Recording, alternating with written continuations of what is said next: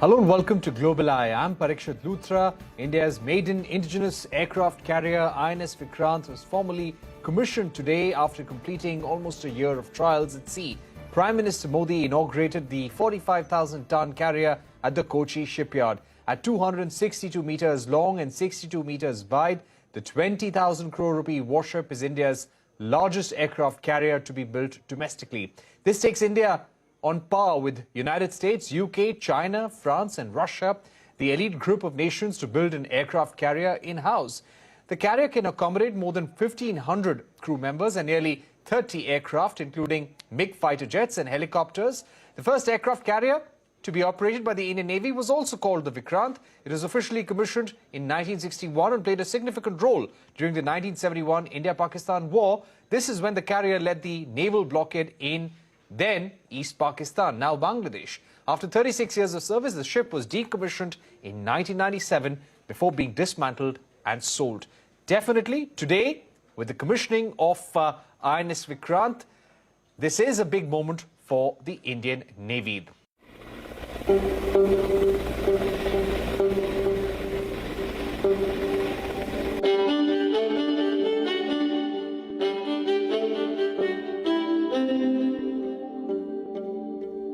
आत्मनिर्भर होते भारत का अद्वितीय प्रतिबिंब है विक्रांत। आजादी के अमृत महोत्सव का अतुलनीय अमृत है विक्रांत। आईएनएस विक्रांत पर हो रहा ये आयोजन विश्व क्षितिज पर भारत के बुलंद होते हौसलों की हुंकार है।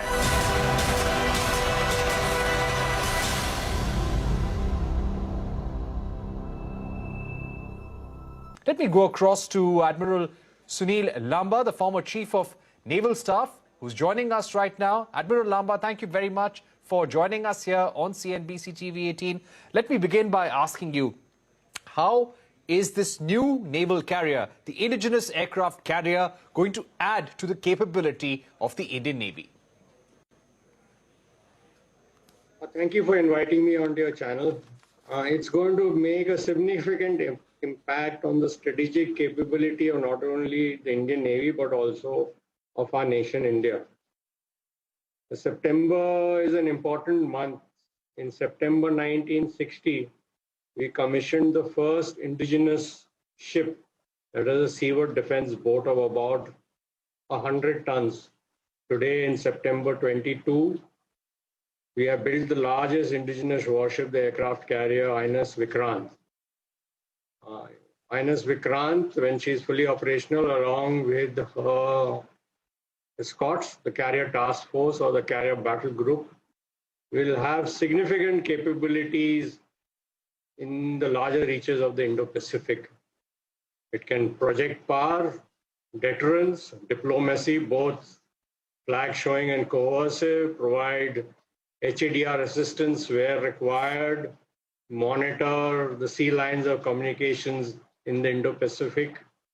So it's not only going to add a capability to the Indian Navy, but also to our nation. Right. Admiral Lanba, in terms of warfare capabilities, how is the INS Vikrant equipped and how does it compare to the INS Vikramaditya? In comparison, they're more or less the same. They're more or less the same size. They will carry more or less the same air wing. At the moment, they'll have the air wing of MiG-29K fighter aircraft, along with the Kamov-31 early warning helicopter, and in the year to come, the MH-60R, the anti-submarine patrol, the multi-role helicopter. So capability-wise, the air wing of both Vikramaditya and Vikrant will be the same, with the potential to carry 30-plus aircraft. Both the aircraft carriers have huge capabilities as part of the carrier task force. Right. Admiral Lanba, do you also feel that, of course, within the Navy, there is a demand for a third aircraft carrier? And it is believed that there must always be two in service in case one has gone for refitting or any kind of repairs for that matter. How soon do you think should the Indian government take a decision on this? The second indigenous aircraft carrier will be called the INS Vishal. By when do you think this could be sanctioned? The decision should have been taken as of yesterday. As India's stature grows, and not only in the Indian Ocean, the larger Indo-Pacific, we'll have to bear greater responsibilities. And if you want to be a regional power, it can only be on the back of maritime power. So that is why the Indian Navy has always made a case for 3 aircraft carriers. When you have a class of ship, say like if you have 3 of a class of ship, you'll always find the serviceability of any platform is about 65%. Always one ship will be under a maintenance period, or as we in the Navy call the refit. So you need 3 to have 2 operational aircraft carriers which are available to you to deploy where the national interest, when the need lies. And I think this decision should be taken sooner than later. Right. When was the idea for INS Vishal, the third indigenous aircraft carrier, first floated, Admiral Lamba? And why has there been a delay? The carrier doesn't carry the name of INS Vishal. I think this is a name which has been given by the media. We've been talking of IAC-2, that Indigenous Aircraft Carrier 2. This idea of the IAC-2 was floated, if my memory is correct, more than a decade back. It has taken different forms and fit.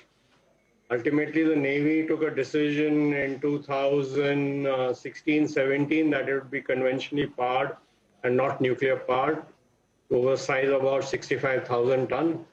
That is the largest ship which can be built in a building dock in India with the catobar configuration, that is catapult, launch and arrestor gear, but that gives huge capabilities of operating all kinds of aviation assets, early air warning, fixed-wing aircraft, unmanned platforms, fighters, with the ability to launch with full payload and with fuel. So that is a proposal which the Indian Navy had put forward. And I think the government should take a decision, like I said earlier, quickly, because it will take a little bit of time to design it and thereafter build it. So if you take a decision now, in my opinion, the earliest you can get the IAC-2 would be in about 10 years' time. Right. Admiral Lamba, thank you very much for summing up the immediate needs of the Indian Navy and the importance of this moment, the commissioning of INS Vikrant, and what it means for India's security needs. Thanks once again for being with us here on Global Eye. My pleasure. Shifting focus now, droughts, forest fires, shrinking rivers. China has been grappling with the worst heat wave recorded in the last 60 years. With more than 70 days of extreme heat and low rainfall, the country's rivers have almost dried up, with Asia's largest river, Yangtze, almost drying up. The devastating heat wave has killed thousands of livestock as several provinces report temperatures over 40 degrees Celsius. Several merchant vessels are reportedly stranded, with receding water levels making navigation completely impossible. There is no respite to the people of China since the pandemic started. The country is still seeing fresh cases coupled with a heat wave, drought, power outage and wildfires. The natural disasters have left a big dent on China's economic health, which is also visible in the country's GDP and manufacturing data. We're now joined by Zongyuan Zoe Liu, fellow at the International Political Economy Department at the Council on Foreign Relations. Zoe, thank you so much for joining us here on Global Eye on CNBC TV 18. Give us a sense of how these extreme weather conditions are impacting the Chinese economy right now and how this will grow in the next few months. Yeah, thank you very much, Luthra, for having me. It's a great pleasure to be here and speaking with you. So let me just, step back a little bit and quickly just to give you why we are concerned about the Yangtze River, right? And you are absolutely right. Your earlier remarks, you mentioned that the Yangtze River is very important economically and environmentally to China. Actually, the Yangtze River is not just important for China per se, but also for the world as well, because we're talking about the Yangtze River being the world's third largest river. And in the context of China, it provides drinking water to the Chinese people along the waterway as well. We are talking about something around 400 million Chinese people. And when you are talking about the economy, probably you realize, it is the most vital waterway to the Chinese economy as well.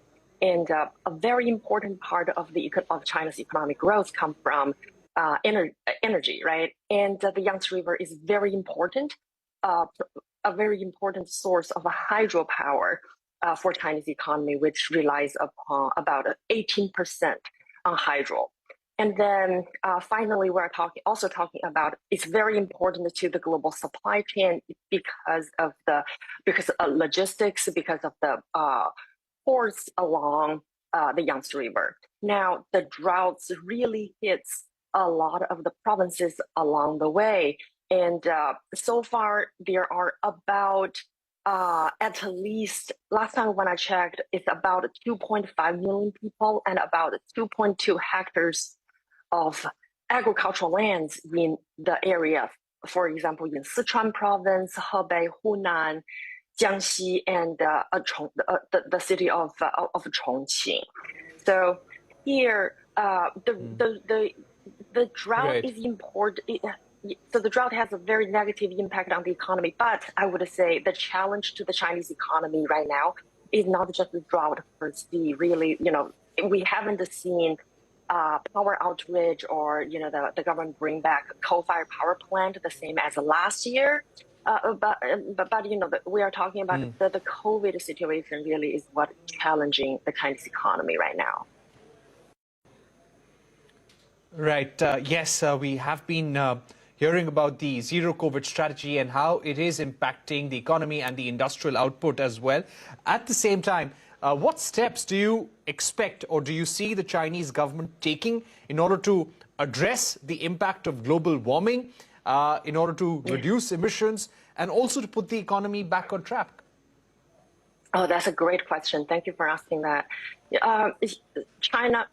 Both China as well as India as well have made concrete steps to realize their commitment to net zero emission. So right now, from the Chinese perspective, really the concrete step is in the area of energy consumption, as well as the technology aspect of it to improve energy efficiency. And within the whole energy aspect, China has been, President Xi Jinping has made a commitment to say China is no longer going to build a coal-fired power plant abroad, meaning there's no export on that.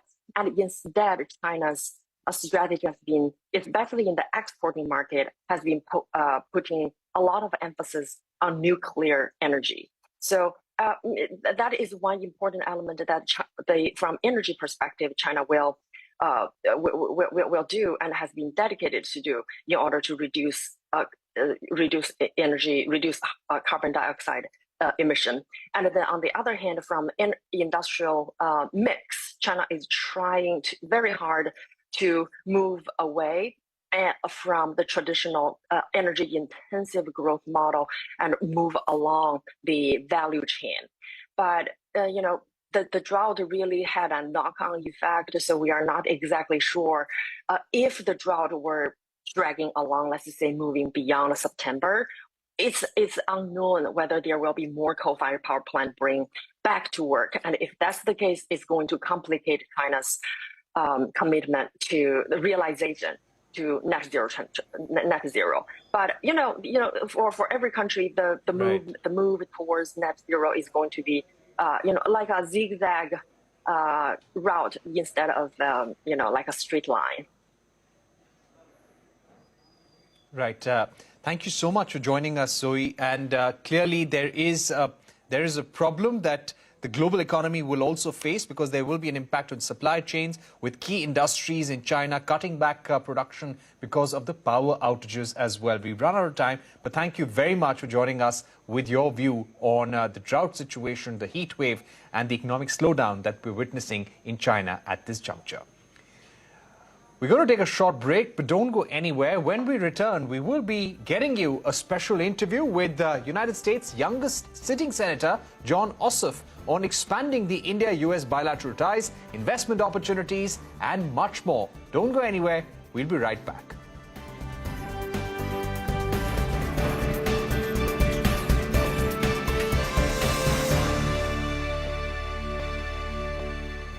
Welcome back. You are watching Global Eye. US Senator Jon Ossoff is on an 8-day visit to India to boost bilateral ties between the two countries. The 35-year-old Democrat senator who represents Georgia is the youngest United States senator in 3 decades. Ossoff interacted with the industrialists in the country, including senior executives from the Tata Group, Kotak Mahindra Bank, Aditya Birla, Mahindra Group, among others. I caught up with Ossoff and started by asking him about the business opportunities in the state of Georgia.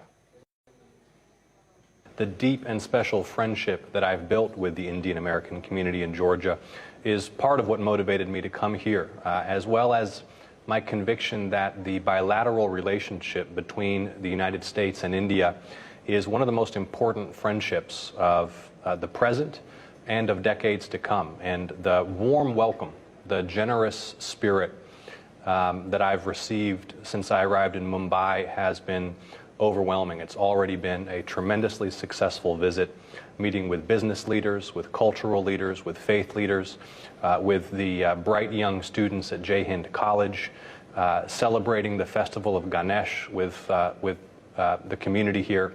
Already this trip is off to a great start, and I'm so grateful for that warm welcome. Right. I'd also like to ask you about, as you said, Georgia has a big Indian-American community, and you want to further relations not just between India and US, but also Indian states and the state of Georgia. Any specific plans that you have in mind in order to attract investments in Georgia? Any pitch that you're making to Indian businessmen, policymakers here? Well, I've had very productive meetings with Indian business leaders since I arrived earlier this week. We've discussed particular opportunities to deepen commercial relations, mutual investment and trade in the energy sector, to deepen that trade for the purpose of improving energy security for both of our countries, the opportunities that are emerging in renewable energy, in battery technology, in electric vehicles. The state of Georgia, which I represent, is emerging as the critical hub in the United States for the next generation of automotive production, for lithium-ion battery production. We also host the largest single photovoltaic module production facility in the Western Hemisphere. So the opportunities for Indian businesses to invest in Georgia are significant, because it's clear that Indian business is going all in on renewable energy, energy security, and energy independence. Right. Just to ask you about the trade deal, it had received a lot of traction during the Trump administration. We were even close to signing a mini trade deal. But for the moment, it seems to have fallen on the back burner. What is the view of the Biden administration on any trade deal with India, or even trade negotiation at this stage? Well, I don't speak for the Biden administration, but I am in regular touch with the United States Trade Representative Catherine Tai and her team. And an issue that I've openly raised with my Indian colleagues is my desire to improve market access for Georgia farmers to the Indian market, particularly in pecans, which are a nut that is a key crop grown in my home state. India does not have domestic production of pecans, but they're subject to significant tariffs. That, I think, is an opportunity for us to help to define what could be the next steps that are taken to improve trade relations, continue to improve trade relations between the U.S. and India. Right. Also, currently, an issue between India and US is the long wait times for US visas. I'd like to ask you about many H-1B workers in US facing uncertainty about not being able to go back home to India because they know that there is very long wait time for processing of visas. Is that something that you're urging the U.S. administration to work on, increase staffing across embassies and consulates? The visa processing backlog, which was worsened by the COVID-19 pandemic, is a real issue. And it's something that I'm committed to working with the State Department to relieve. And for my Indian American constituents who may wish to attend a wedding or a funeral of a loved one overseas, or have visiting family, or for businesses who are seeking to move employees, technologists, innovators, engineers between the two countries for the purposes of deepening trade, it is a significant issue and something that I'm committed to working with the State Department to address. Right. Talking about the midterm elections, which are around the corner, it seems to be a very important moment for the Biden administration and the Democrats as well. We have been seeing President Biden delivering executive action after executive action to prove to the U.S. public that they have a solid plan to keep the economy on track and to grow the U.S. economy as well. What's your view on this midterm election and how the Democrats could perform? Well, this Congress has passed some very significant legislative achievements just in the last few months. We have passed the most significant strengthening of health care for veterans in the United States in decades. We've passed the most significant investment in energy independence and clean and renewable energy in our nation's history.